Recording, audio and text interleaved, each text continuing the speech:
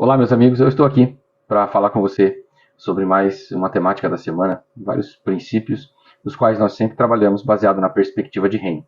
E vai ser muito bom estar com você aqui, trabalhando aproximadamente 10 quizzes nós fizemos essa semana, e são princípios que estão escondidos, e quando você olha para eles, quando você olha para a tua Bíblia, a partir dessa perspectiva, muita coisa do teu entendimento e da tua fé podem ser potencializados.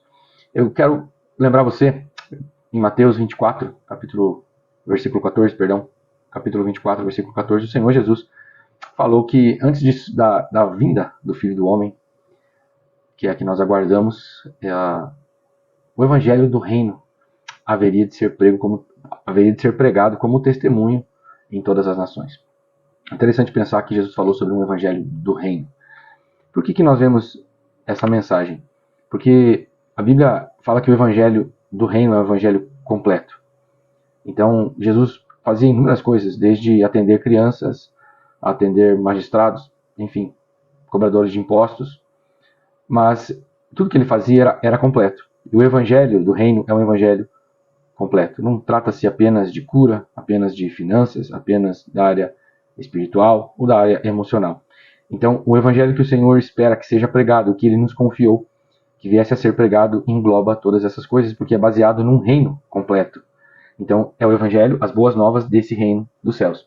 Pense a respeito desse aspecto. Então, por isso que Jesus Cristo, era muito comum você ver no seu ministério cura. Por quê? Porque cura manifestava um caráter, um aspecto muito forte do reino. E é fácil de você ver alguém que estava doente e não está mais. Então, por isso que Jesus quis fazer isso com muita frequência em seu ministério, porque isso faz parte do reino dos céus. Então, o reino dos céus não tem doença.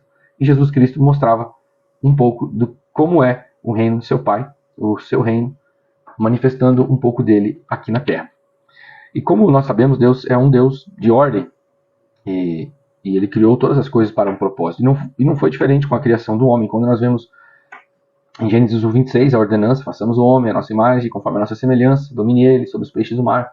Toda aquela situação, antes de que o Senhor houvesse criado o ser humano, Ele já havia criado um propósito para o ser humano, que era trabalho.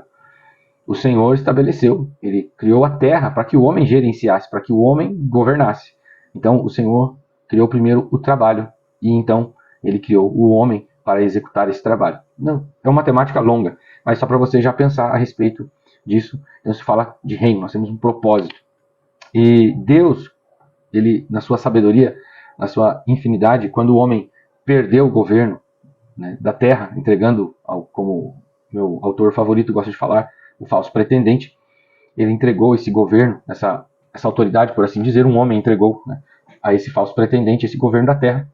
Então Deus já estabeleceu um plano para restituir isso, para corrigir isso, enviando o seu filho. Nós já sabemos dessa história.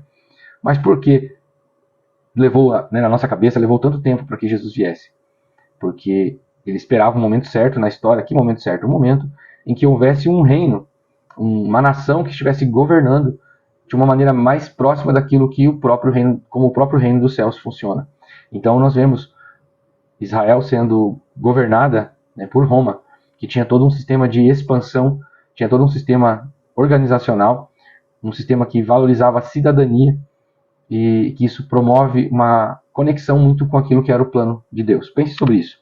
Também nós vemos que Jesus, ele mostra, a conversa dele sempre é reino. Quando ele fala com Nicodemos, ele fala sobre nascer de novo. Ele está falando sobre nação, ele está falando sobre uma declaração política. Você, quando tem uma nova cidadania, está falando aqui na Terra mesmo, você tem um documento que diz que você é de uma outra nação. Então, quando Jesus chega, a sua primeira declaração formal, ministerial, né, após os 40 dias de jejum, eu acredito que ele estava ali, a ordem, acho que ele já tinha talvez escolhido alguns dos seus discípulos, ele fala, arrependei-vos, mude a sua maneira de pensar, porque é chegado a vós o reino dos céus. Então, a primeira declaração pública de Jesus diz a respeito de um novo reino. Nós precisamos olhar para a palavra, para as escrituras, para as leis, aquilo que rege a nossa vida, baseado numa perspectiva de reino. Nós sempre falamos sobre isso, né? Isso está em Mateus 6,33. Então isso é uma coisa que mexia com os religiosos. Isso mexe com os religiosos até hoje. Tudo para o Senhor é importante porque o reino é completo. Então nós falamos sobre ministrar cura, nós falamos que Ele ressuscitava os mortos, nós falamos que Havia lugar que ele não tratou sobre cura, ele falou sobre o caráter. Nós vemos lá ele tratando com Zaqueu. Nós vemos o Senhor Jesus se preocupando com uma festa de casamento na qual ele foi convidado. Então, o primeiro milagre de Jesus registrado trata-se de uma multiplicação de vinho, gente. Não foi de pão e peixe, foi uma multiplicação de vinho. O que tem a ver isso, pastor? Isso tem a ver com que, naquela época, toda aquela questão social, faltar vinho numa festa implicava em toda uma questão de vergonha, toda uma questão... A gente não sabe se a família era rica ou não era, mas, enfim, faltou vinho. E o Jesus se preocupou com isso, a pedido de Maria. E ele falou, não é chegar no meu tempo, tal, tem todo aquele discurso que você já conhece, mas ele multiplicou. Então o Senhor se importa, não é só sobre finanças, não é só sobre saúde, são várias áreas, porque o reino de Deus é um reino completo. Então o Senhor Jesus veio manifestar e mostrar essa questão. Pense sobre isso. E para nós findarmos, quero que você pense ainda sobre a questão clara de reinos e reis. O Senhor fala que nós precisamos mudar nossa maneira de pensar. E quando uma das perguntas do quiz também falava sobre reis visitando reis, toda essa questão política.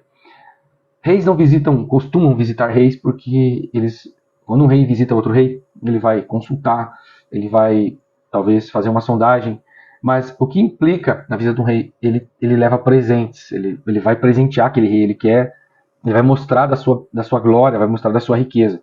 E quando ele faz isso, acidentalmente ele acaba intimidando aquele rei que está sendo visitado. Então o rei se sente na obrigação de dar mais presentes do que quando ele recebeu, o que ele recebeu. E daí então fica tipo um cabo de guerra, um mostrando mais força que o outro. Então eles evitam isso. Por isso reis não fazem esse tipo de coisa. Então quando você vê a rainha de Sabá visitando o rei Salomão, é isso que você vê. Ela foi consultar Salomão, ela foi ouvir se ela foi verificar se tudo aquilo que ela ouvia dele era verdade.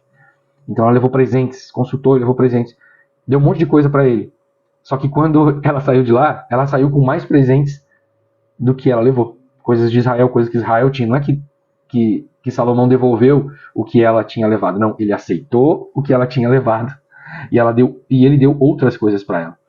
Pense sobre isso. Quando você coloca pressão no reino dos céus, quando você entrega algo para o rei dos céus, para o rei dos reis, você acha que ele se sente intimidado? Com certeza ele tem mais para te oferecer. E eu não estou falando só de finanças, gente.